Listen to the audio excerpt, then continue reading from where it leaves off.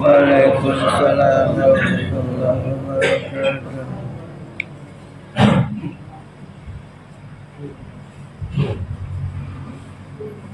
أعوذ بالله من الشيطان الرجيم.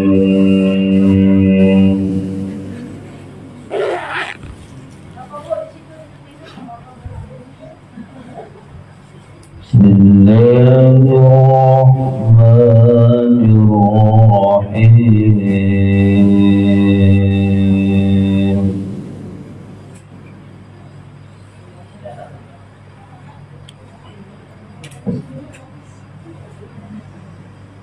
ولقد كتبنا في الزبور من بعد الذكر أن الأرض يرثها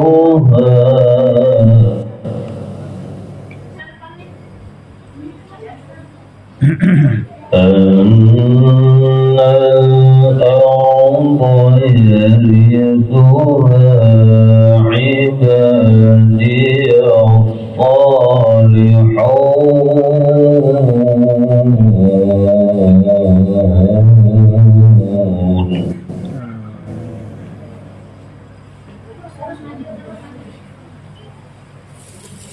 إن في هذا لبلاغا لقوم عابدين.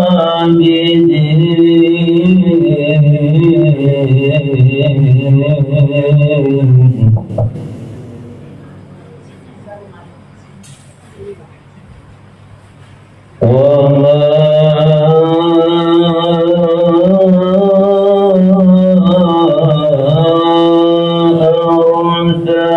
أرسلناك إلا رحمة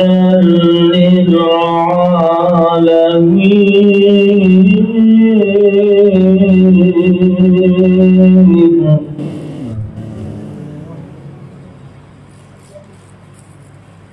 وما أرسلناك إلا رحمة للعالمين.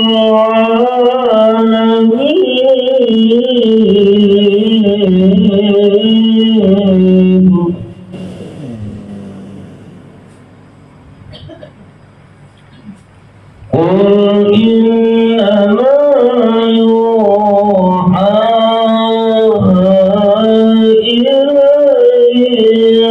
أنما إلهكم إله واحد.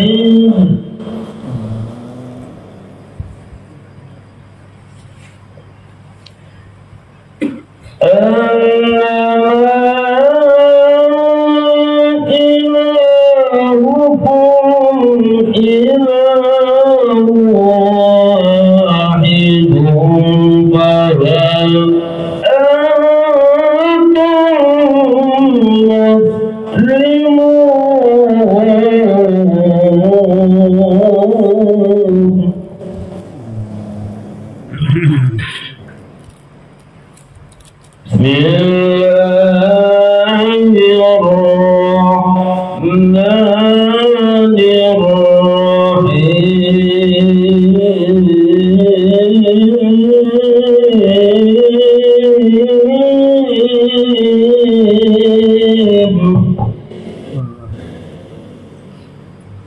لقد كان لكم في رسول الله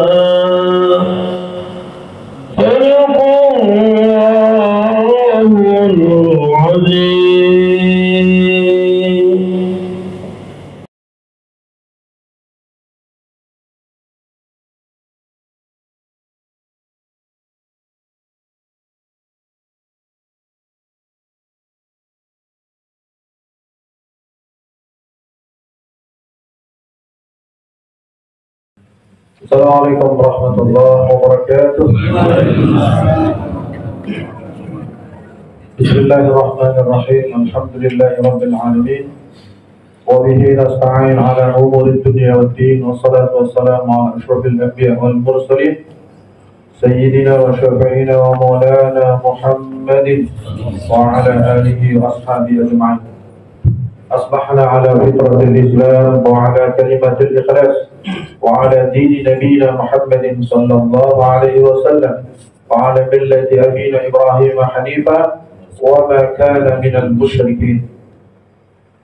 Ma'asyiral hadirin wal hadirat yang dimuliakan Allah, wabil khusus kepada para asatidz, para hujjah, para ketua DKM, khusus ketua BAMUS, Teguh Yusuf Syah Putra. Mudah-mudahan kita semuanya yang hadir di sini diberkahi oleh Allah Subhanahu wa Ta'ala dalam kehidupannya, dimudahkan urusannya dalam ridhanya, diluaskan rezekinya yang halal, yang berkah. Amin. Bapak Ibu jemaah sekalian, pagi ini sebagaimana disampaikan tadi, sedikit kita bahas yang berkaitan dengan Rasulullah Sallallahu Alaihi Wasallam. Mengapa jemaah sekalian kita sangat penting untuk mengaitkan diri kita dengan Rasulullah Sallallahu Alaihi Wasallam? Karena cinta yang abadi, yang akan berlanjut dari dunia sampai akhirat, adalah cinta kita kepada Allah dan Rasulnya. Kalau cinta kita dengan sesama manusia boleh jadi berlanjut, boleh jadi berhenti di dunia ini saja. Orang-orang yang mabuk cinta dengan sesama manusia, yang memuji setinggi langit, yang segala macam perasaan ditumpahkannya kepada manusia, itu belum tentu berlanjut sampai akhir. Akan tetapi cinta kepada Rasulullah Sallallahu Alaihi Wasallam ini akan berlanjut. Sebagaimana seorang sahabat datang kepada Nabi dengan wajah yang sedih dan ditanyakan Nabi, kamu bermayuh zinuka, apa yang membuat kamu sedih? Sahabat ini menyedihkan bukan karena banyak utang, bukan karena punya masalah beras mahal, bukan.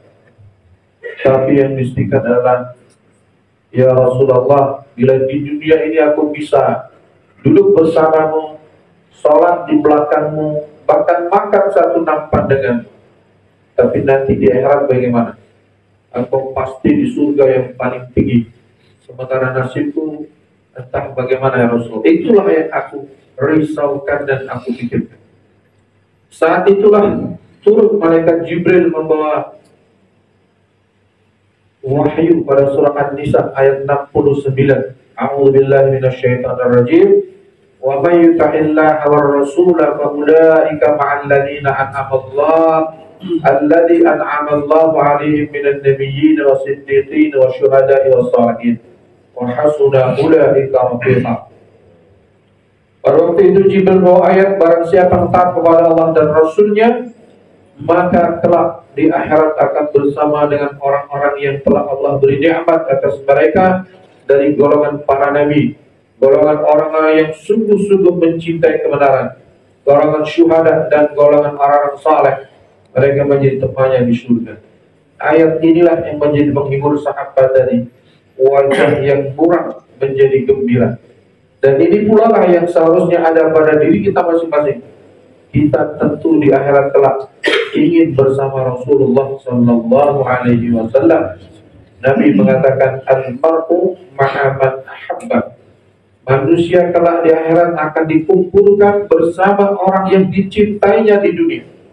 Kepada siapa kita menumpahkan cinta kita di dunia ini, insya Allah di akhirat berkumpul dengan dia. Saya yakin di akhirat banyak yang nggak mau kumpul dengan artis-artis, siapa ya? Walaupun di dunia banyak ya yang cinta artis, cinta ini dan cinta itu, tapi di sana pasti kita semua ingin berkumpul dengan Rasulullah, para sahabat-sahabat, para ulama-ulama, para auliya Allah Ta'ala.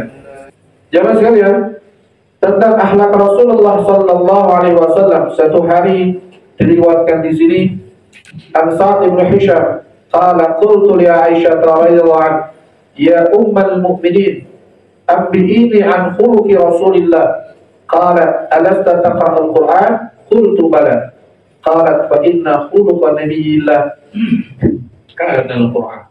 Satu hari Sa'd bin Hisham mengatakan, dia berkata kepada Ummul Mukminin Aisyah radhiyallahu anha, wahai Ummul Mukminin, berilah aku tahu tentang akhlak Rasulullah.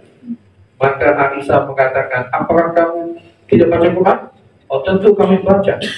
Maka kata Aisyah, akhlak Nabi adalah Al-Quran. Akhlak Nabi adalah Al-Quran. Apa yang ada dalam Al-Quran itu akhlak Nabi. Al-Quran ini basyirah wa nadhir. Ada kalanya memberi kabar gembira, ada kalanya memberi kabar peringatan. Ada kalanya tentang surga, ada kalanya tentang tidak tentang surga terus, ada juga tentang neraka. Maka ini tema kita hari ini. Begitu juga dengan akhlak Nabi. Kadang Nabi lembut, kadang Nabi pemaaf, tapi di sisi lain kadang Nabi juga tegas. Jemaah sekalian, kelembutan Nabi sudah maklum dan ma'ruf. Banyak ya yang sudah dibahas tentang kelembutan Nabi. Nabi hatinya begitu lembut sehingga digambarkan dalam riwayat ini. An Abi Qatadah 'an Nabi sallallahu alaihi wasallam qala inni la aqumu fi salati uridu an utawila aw atula fiha fa asma'u buka as-sabi fa tajawwazu fi salati karahiyatan an asyqa ala ummi. Satu hari Nabi menjadi imam sholat, ya, mengimami sholat. Nabi sebetulnya ingin baca surah yang agak panjang, tapi Nabi mendengar suara tangisan bayi, ya. Lalu Nabi akhirnya bacanya surat yang pendek. Kenapa? Karena khawatir menyusahkan ibunya. Segitulah lembutnya hati Nabi, sampai suara bayi, ya, itu menjadi Nabi mensingkat sholatnya. Ya. Mungkin kita juga begitu, ya. Kalau kita jadi imam, dia banyak batuk-batuk, ya, jangan lama-lama, ya. Jangan tidur batuk. Kita jadi imam nih, stasiun kereta kan, jangan lama-lama. Di situ orang mau naik kereta. Orang kelamaan nanti dia pikirnya, oh, bentar lagi kereta datang, ya. Imam baca tabarok, waduh. Nabi nggak seperti itu. Kelembutan Nabi pada satu hari Rasulullah Sallallahu Alaihi Wasallam dalam sebuah perangan, Rasulullah duduk di bawah pohon. Datanglah orang kafir dengan menggurus pedang, namanya dokter. Dia mengatakan, hai Muhammad, siapakah yang bisa melindungimu? Rasulullah menjawab, Allah. Pada saat itu dokter gemetar dan pedangnya jatuh, diambil oleh Nabi. Kira-kira kalau bapak bagaimana? Pedang di tangan kita, dia gemetar. Bagaimana? Tadi dia mau bunuh kita. Mungkin kalau kita mungkin bukan ini tadi sudah mau bunuh nih. Hajar boleh gitu kan? Tapi Nabi tidak. Ditanya lagi dokter, siapa yang bisa melindungimu? Gemetar. Akhirnya dokter dibiarkan pergi saja. Itulah sifat Rasulullah Sallallahu Alaihi Wasallam. Dalam perang Uhud itu Nabi giginya ada yang kena. Bangsa kitanya gompal, giginya. Sahabatnya bilang, ya Rasulullah, berdoalah kepada Allah. Orang-orang ini kurang ajar sekali sampai engkau gigi engkau digompal.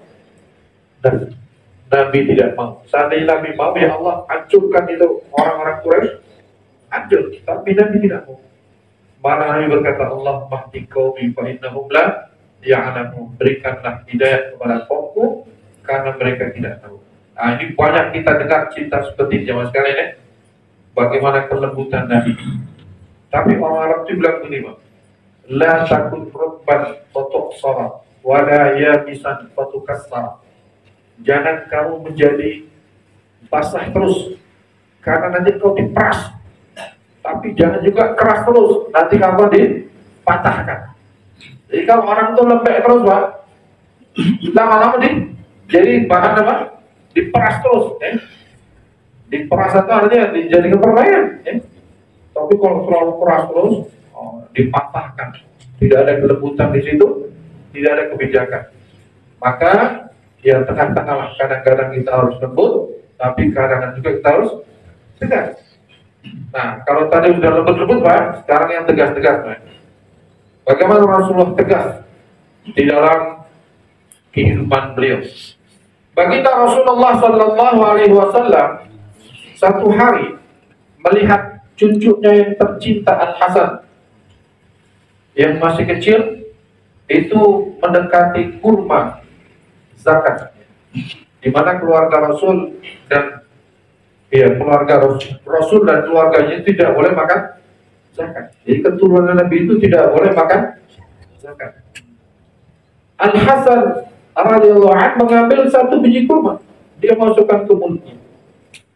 Tapi begitu Rasulullah melihat ini anak mau makan kurma yang haram buat dia, langsung dikorek-korek mulutnya, dibuang, dibersihkan mulutnya. Jangan sampai ada barang yang haram masuk ke. Ini menjadi ketegasan seorang bapak, seorang kakek. Jangan sampai ada makanan-makanan haram masuk ke mulut anak cucunya. Ini perlu kita tahu jemaah sekalian, karena tidak sedikit hari ini orang tua yang justru melakukan hal yang dilarang oleh Allah demi cinta kepada anak istri. Iya kan, Pak? Para koruptor itu kebutuhan dia itu sedikit, Pak. Yang dia pikirkan anak-anak ini bagaimana nasibnya, supaya punya keturunan sehat, sejahtera, dikumpulkannya uang. Kebutuhan dia nggak banyak, umurnya juga mungkin udah nggak nggak nama lagi. Tapi karena kecintaan kepada keluarga yang salah, akhirnya melakukan perbuatan yang seperti tadi kita. Makanya dalam surah Al-Munafiqun, Allah Subhanahu wa taala mengingatkan kita, A'udzubillahi minasyaitonir rajim, ya ayyuhalladzina amanu la tulhikum amwalukum wala auladukum an dzikrillah wa may yaf'al dzalika fa ulaika humul khasirun. Jangan sampai engkau dilupakan oleh harta dan anak-anak. Tidak sedikit ya yang dilupakan oleh harta dan anak dari mengingat Allah.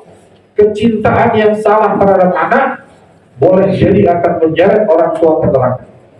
Anak yang dicintai ini bukan membela, justru akan menjerumuskan ibu dan bapaknya ke neraka. Maka surah Al-Munafiqun ayat sebelum terakhir, dua ayat sebelum terakhir ini menjadi pegangan buat kita.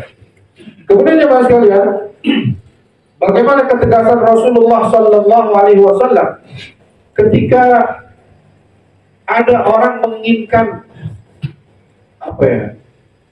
hukum itu tidak ditegakkan. Jadi yang sahabatnya yang berkaitan saja dengan keadaan hari ini, Pak ya. Satu peristiwa pada saat Rasulullah Sallallahu Alaihi Wasallam menaklukkan Mekah, waktu Makkah. Pada saat itu terjadi satu peristiwa, yaitu seorang bangsawan ya dari suku Al-Makhzumi. Mereka suku yang terhormat. Kalau kita mungkin ya ningrat lah begitu kan. Ada salah satu wanitanya mencuri dan sudah mencapai nisab, diputus harus potong. Maka pada waktu itu di suku itu terjadi satu musyawarah. Bagaimana nih?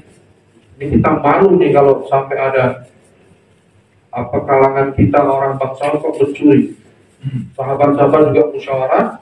Akhirnya mereka bagaimana kalau datang kepada Rasulullah dan minta supaya diringankan hukumannya atau dibatalkan hukumannya.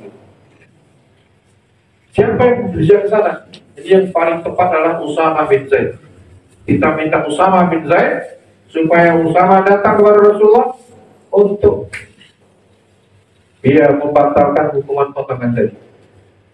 Usama ini kekasih Nabi karena beliau adalah anak daripada Zaid bin Harithah radhiyallahu anhu. Dan Zaid bin Harithah adalah orang yang pernah diangkat Nabi sebagai anak angkat, lalu dibatalkan. Dalam Quran tidak ada anak tabani, tidak ada, menjadi maula Rasulullah sallallahu alaihi wasallam. Usama ini kecilnya bersama Nabi, Pak, dirawat oleh Nabi. Akhirnya Usama datang kepada Rasulullah mengadukan kira-kira seperti tadi. Ada seorang wanita bangsawan mencuri, ya Rasulullah, sudah dihukum, divonis, dipotong tangan. Bisakah hukuman ini dibatalkan atau diringankan atau bagaimana supaya tidak terjadi hukuman ini? Rasulullah Sallallahu Alaihi Wasallam yang biasanya begitu dengan Usama bin Zaid lembut, saat itu watalawwana wajhu, dikatakan wajahnya marah ketika Usama ini orang yang sangat dia cintai mengusulkan itu. Lalu kata Rasulullah Sallallahu Alaihi Wasallam, innama ahlaka alladhi qablakum annahum kanu idha saraka fihim syarif tarakuh wa idha saraka fihim dha'if aqamu 'alal haqq wa aimullahi law anna Fatimah binta Muhammadin sadaqat laqata'tu yadaha. Nabi berdiri dan marah. Kata Nabi, sesungguhnya orang-orang sebelum kamu telah hancur binasa. Karena mereka kalau ada orang-orang syarif, orang yang mulia, orang-orang yang punya kedudukan mencuri, maka mereka takut, mereka tinggalkan perkara itu, mereka tidak lanjutkan hukumnya. Bahasa kitanya mereka petik eskan perkara itu. Tapi kalau yang mencuri itu orang dhaif, kata Nabi, aqamu 'alal haqq, ditegakkan hukum setegak-tegaknya. Ini yang menjamin kehancuran orang yang dulu.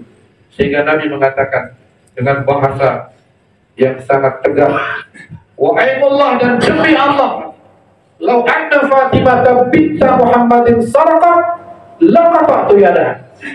Demi Allah, kalau Fatimah mencuri dan sampai nisab, aku potong tangannya. Nah, ini dengan ketegasan Rasul. Jadi kalau ada hukum diputuskan, akhirnya di sini kata tumma amara bidzikr mar'ah wa qutiyat yaduha. Kemudian dipotonglah tangan wanita itu yang sekali. Begitulah ketegasan Rasul. Ketika sudah berkaitan dengan hukum, berkaitan dengan kebenaran, beliau juga tegas, beliau juga keras. Tidak selalu kalau mengikuti akhlak yang lembut kan sudah maafkan tidak. Karena ini berkaitan dengan hukum, dengan syariat, maka Rasul bersikap tegas. Maka tepatlah apa yang dikatakan Allah dalam akhir surah Al-Fath. Surah Al-Fath itu ada satu ayat yang bunyinya A'udzubillahi minasyaitonirrajim. Muhammadur Rasulullah walladzina ma'ahu asyidda'u 'alal kuffari ruhama'u bainahum. Allahum ruk'an sujudi yabtaguna fadlan minallahi wa ridwana. Simahum fi wujuhihim min athari sujud. Artinya kurang lebih ayat ayatnya masih panjang, saya penggal di tengah itu. Muhammad dan Rasulullah dan orang-orang yang bersama Rasulullah asyidda'u 'alal kufar, bersikap tegas kepada orang-orang kafir yang memusuhi Islam. Ruhama'u bainahum, mereka saling mencintai di antara mereka. Tanda-tanda mereka simahum fi wujuhim min athari sujud. Para ruk'an sujud, engkau lihat mereka ruku dan sujud, dan tanda-tandanya nanti ada bekas-bekas sujud, bekas-bekas melaksanakan sunnah Rasulullah Sallallahu Alaihi Wasallam. Ini penting Pak, ayat ini menunjukkan bahwa Nabi dan sahabatnya ada kalanya tegas, ada kalanya lembut. Kepada orang kafir yang memusuhi, Nabi tegas. Bahkan seorang Ka'b ibn Ashraf, seorang Yahudi yang memusuhi Islam, yang syair-syairnya menghujat Nabi, menghujat Islam, Nabi berkata satu hari kepada sahabat-sahabatnya, siapa yang bisa menyelesaikan urusanku dengan Ka'b? Kurang lebih seperti ini. Seorang sahabat Muhammad ibn Maslamah angkat tangan, berdiri, saya Rasulullah, saya akan bunuh dia. Ini bahasanya anak tuduh. Kata Nabi, jika kamu mampu lakukan, sampai akhirnya dengan berbagai macam proses, terbunuhlah Ka'b ibn Ashraf. Kenapa di situ Nabi tidak memaafkan? Karena yang dicaci maki, yang dinista adalah Allah dan Rasulnya. Ini jemaah sekalian penting ya. Jadi tidak selalu memaafkan. Dan jangan sampai kebalik. Kalau Allah dan Rasulnya dinista diam, kalau dirinya malah marah. Kalau Nabi enggak. Kalau Nabi dirinya yang dinista, Nabi tidak peduli. Tapi begitu agama yang dinista, Nabi bangkit. Bahkan Ka'b ibn Ashraf ini akhirnya dibunuh oleh Muhammad ibn Maslamah. Cuma ini jangan dijadikan jangan ditiru mentah-mentah seperti itu Pak ya. Jangan saya pulang dari sini terus cari-cari penista agama. Karena ini yang memutuskanlah hakim pada waktu itu Rasulullah Sallallahu Alaihi Wasallam. Jadi ulil amri, ada mahkamah yang memutuskan tidak boleh seseorang melakukan hukuman eksklusif sendiri-sendiri. Bahaya itu ya. Ada pencuri misalnya Pak ya, lebih dari nisab ya, kurang lebih 1 juta lah kalau sekarang 1 dinar kan 4,25 gram, jadi 1 gram lebih dikit ya, mungkin 1 juta. Gak boleh ada curi motor kan harganya di atas, main tangkap, main potong, gak boleh. Itu harus melalui proses pengadilan. Gak boleh eksekusi sendiri-sendiri, harus ulil amri, harus ada orang yang punya hak memutuskan, para ulil amri, para mahkamah. Ini jemaah sekalian, ini kisah bagaimana Rasulullah juga punya apa namanya, harga diri ya. Punya harga diri. Kemudian jemaah sekalian, dalam satu riwayat juga Rasulullah Sallallahu Alaihi Wasallam memerintahkan satu peperangan besar, yaitu perang Mu'tah. Perang Mu'tah ini sebabnya apa? Sebabnya adalah Rasulullah Sallallahu Alaihi Wasallam mengirim seseorang untuk mengirimkan surat ya, namanya Al-Harith ibn Umar Al-Azadi. Nah, utusan ini dibunuh oleh orang ramai. Nabi marah itu satu orang. Dan itulah satu-satunya utusan Nabi yang dibunuh. Akhirnya dia mengarahkan pasukan besar untuk menuntut balas. Untuk menuntut balas atas kematian satu sahabat ini. Dan terjadi perang Mu'tah yang besar, 3.000 melawan 100.000. Pada waktu itu dipimpin oleh sahabat Zaid bin Harithah. Dan Nabi pesan, kalau Zaid syahid, maka Ja'far bin Abi Thalib. Kalau Ja'far syahid, Abdullah bin Rawahah. Kalau tiga-tiganya syahid, maka pilihlah pemimpin panglima perang. Ternyata tiga-tiga syahid semua. Zaid syahid, Ja'far syahid, Abdullah bin Rawahah juga. Akhirnya bendera itu diambil oleh Khalid bin Walid radhiyallahu anhu, dan Khalid bin Walid sebagai qa'idul quwwat, panglima perang pada waktu itu, membuat strategi yang luar biasa. Akhirnya peperangan dimenangkan oleh kaum muslim dengan jumlah yang sedikit melawan jumlah yang besar. Yang tadinya orang Islam ada yang agak gimana, agak ragu-ragu, ini jumlahnya kecil.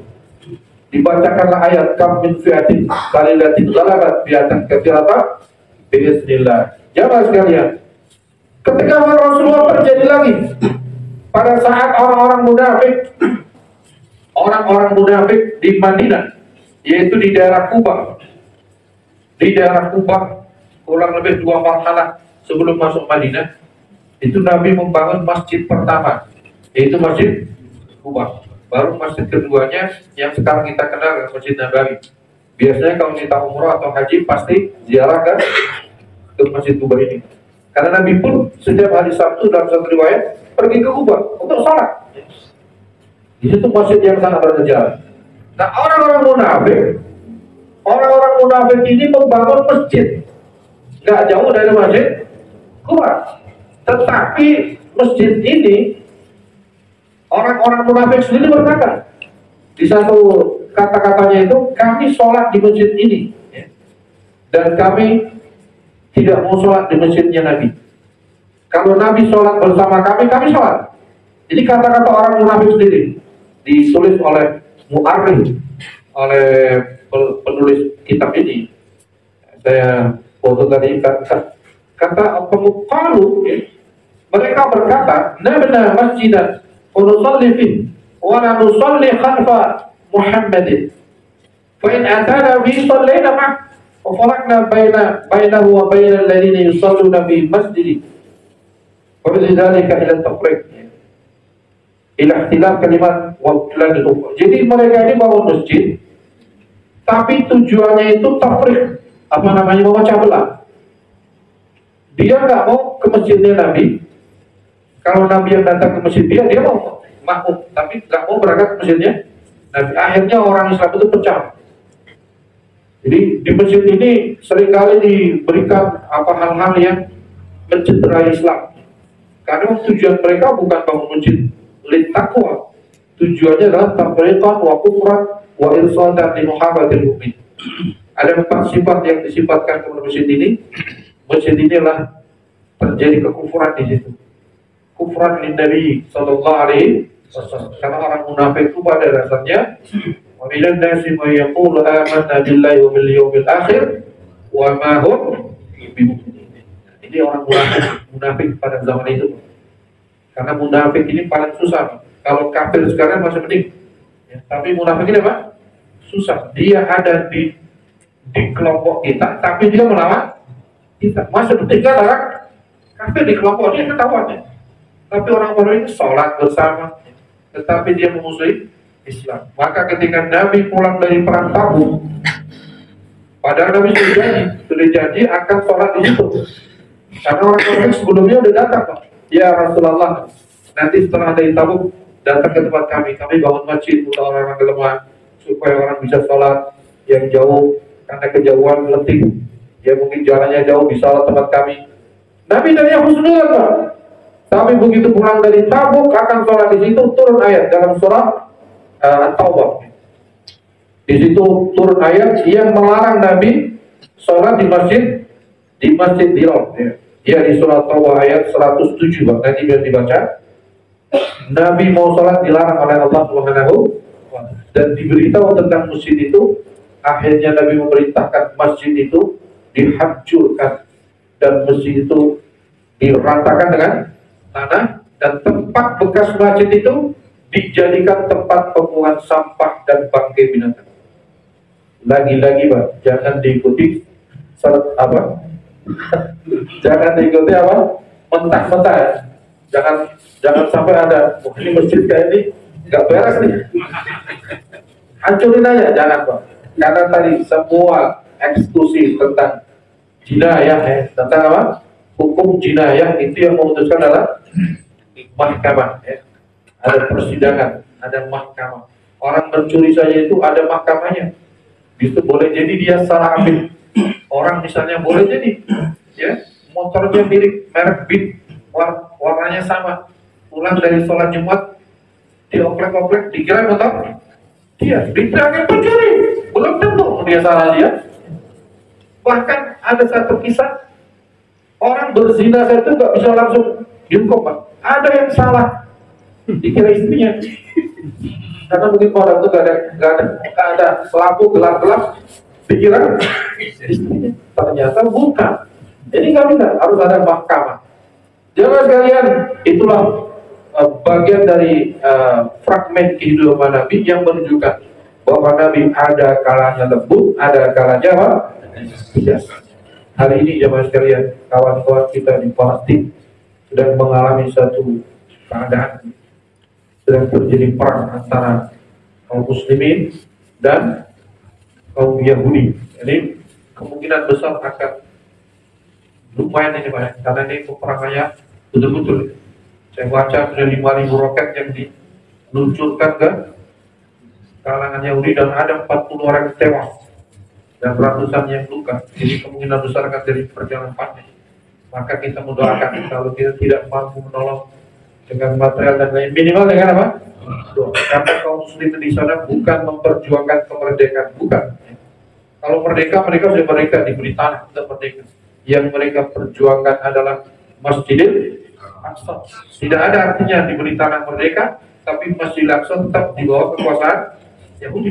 Karena yang diperjuangkan adalah Masjidil Aqsa, salah satu 3 dari tempat suci, yaitu Masjidil Aqsa, Masjid Nabawi dan Masjidil Haram.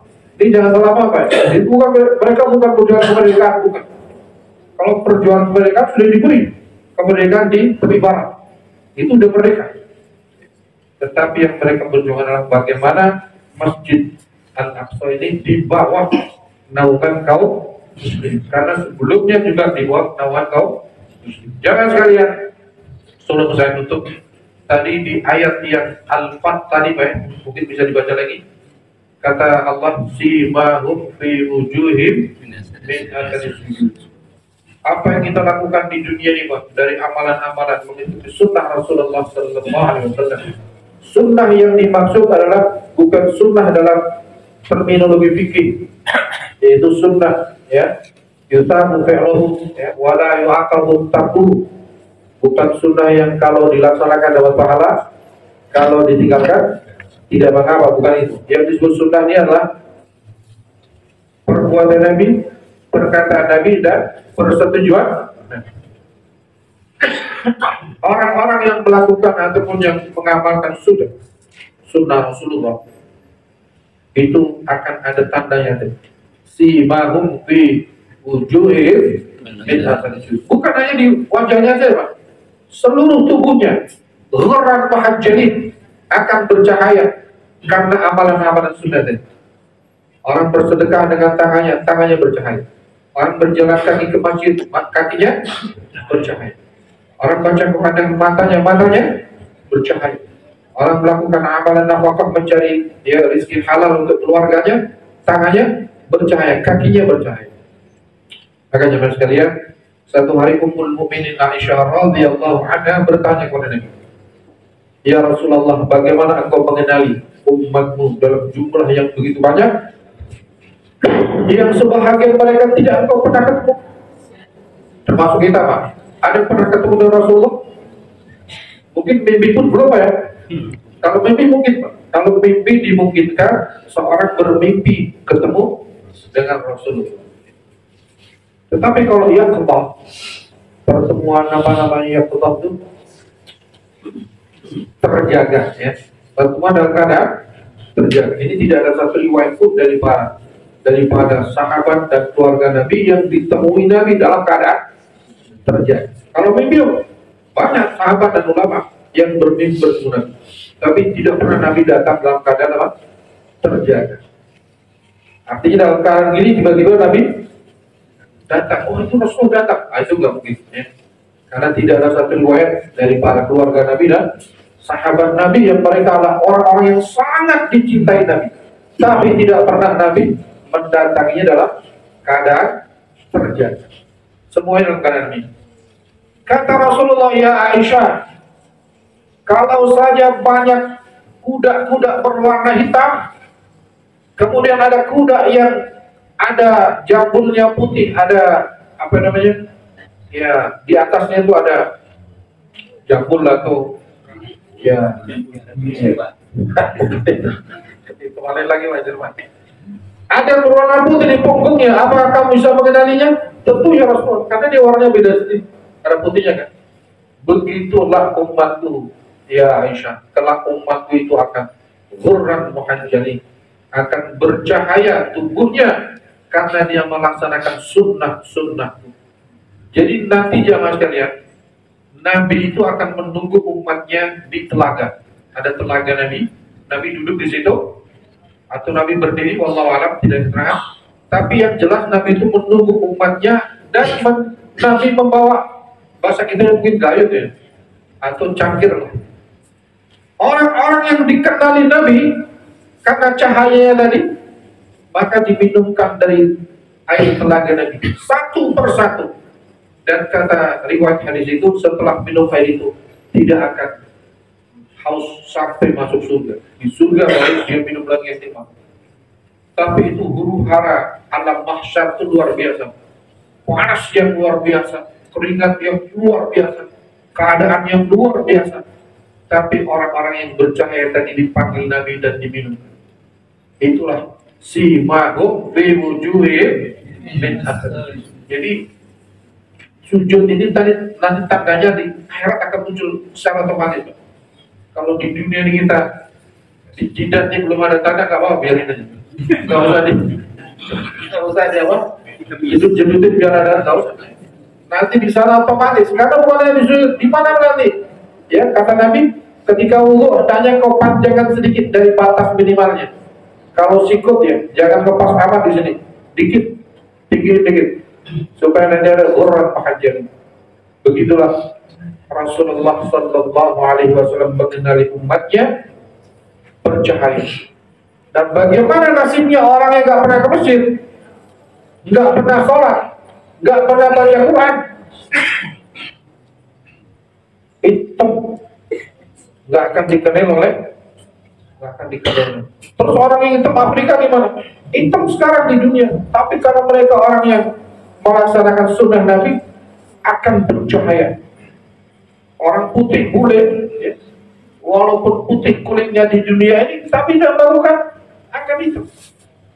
Inilah jamaah sekalian yang kita inginkan, bagaimana Nabi mengenali kita di alam mahsyar nanti dan mengundang kita untuk meminum air telaga tersebut. Mudah-mudahan yang hadir semua di sini termasuk di antara al-masyrubi bima'i qaulin Nabi sallallahu alaihi wasallam. Maka kita tutup bersama dengan doa baik. Bismillahirrahmanirrahim. Alhamdulillahirabbil alamin. Allahumma shalli wa sallim ala sayyidina Muhammadin wa ala alihi wa ashabihi ajma'in. Amin.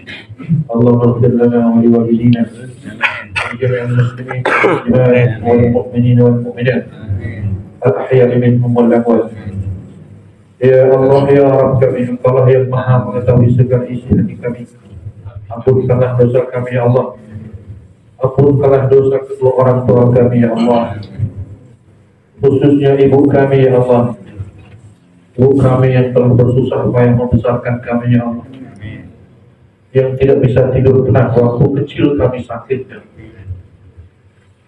Dia tangannya telah berkotor-kotor dengan kotoran kami ya. Bapak kami yang telah berkeringat mencari nafkah membesarkan kami. Ampunkanlah dosa keduanya. Sayangilah keduanya Allah sebagaimana mereka menyayangi kami waktu kecil. orang tua kami yang ada dalam kubur, ya Allah, luaskan kubur mereka, ya Allah. Terangilah kubur mereka, ya Allah. Luaskan kubur mereka, ya Allah. Berilah kenyamanan kubur, ya Allah. Selamatkanlah mereka dari siksa kubur, ya Allah. Ya Allah, ya Rabb kami, Rabbana hab lana min azwajina wa dhurriyyatina qurrata a'yun waj'alna lil muttaqina imama. Ya Allah, berikanlah kami keturunan yang menjadi penghibur mata kami, ya Allah. Keturunan yang akan membela kami di pengadilan-Mu, ya Allah. Bukan keturunan yang justru akan menuntut kami di sana, ya Allah. Anak-anak kami akan buat kami senyum dalam kubur kelak, ya Allah. Jangan Kau jadikan anak-anak kami yang justru akan buat gelap kubur kami, ya Allah. Ya Allah, ya Rabb kami, Allahumma rizqna innaka ar-razzaq, Allahumma rizqna rizqan halalan tayyiban mubarakan. Berikanlah kami rezeki yang halal, ya Allah. Rezeki yang akan menjadi bekal ibadah buat kami dan keluarga kami, ya Allah. Jauhkanlah kami dari rezeki yang haram yang akan mengotori darah dan daging kami, ya Allah. Jauhkanlah dari rezeki yang haram yang justru akan membuat anak istri kami menuntut kami di pengadilan, ya Allah. Allah ya Hadi, Allah yang Maha memberikan hidayah, berikanlah hidayah-Mu kepada kami, ya Allah. Beristri anak-anak kami, suami kami, menantu kami, cucu-cucu kami, ya Allah. Allahumma salli wa sallim ala nabiyyika, Allahumma alhiqna bi Rasulillah sallallahu alaihi wasallam wa ashabihi wa dhurriyyatihi was-salihin wasyuhada. Ya Allah, ya Rabb kami bersolawat kepada Nabi-Mu, kami bersolawat kepada Nabi-Mu setiap hari, Allah. Ya Allah, ya Rabb kami, pertemukanlah kami dengan Rasulullah, pertemukanlah kami dengan Rasul, kenalkanlah Rasulullah kepada kami, ya Allah. Takdirkanlah kami meminum air telaganya, ya Allah. Pertemukan kami dengan sahabat-sahabat Rasulullah, pertemukan kami dengan orang yang saleh, ya Allah. Allahumma alhiqna wa zukratil muttaqin, pertemukan kami dengan orang-orang yang bertakwa, ya Allah. Allahumma najjina minan nar, Allahumma najjina minan nar, Allahumma najjina minan nar. Selamatkan kami dari neraka, ya Allah. Allahumma la tada' lana dhanban illa ghafartah, wa la hamman illa farajtah, wa la daynan illa qadaitah, wa la maradan illa syafaitah, wa la hajatan min hawaijid dunya wal akhirah illa qadaitah wa yassartaha ya arhamar rahimin. Rabbana atina fid dunya hasanah wa fil akhirati hasanah wa qina adzaban nar. Wa sallallahu ala sayyidina Muhammadin wa ala alihi wa sahbihi wa baraka wa sallam. Subhana rabbika rabbil izzati amma yasifun wa salamun ala al-mursalin walhamdulillahi rabbil alamin. Subhanakallahumma bihamdik, asyhadu an la ilaha illa anta, astaghfiruka wa atubu ilaik. Assalamualaikum warahmatullahi wabarakatuh.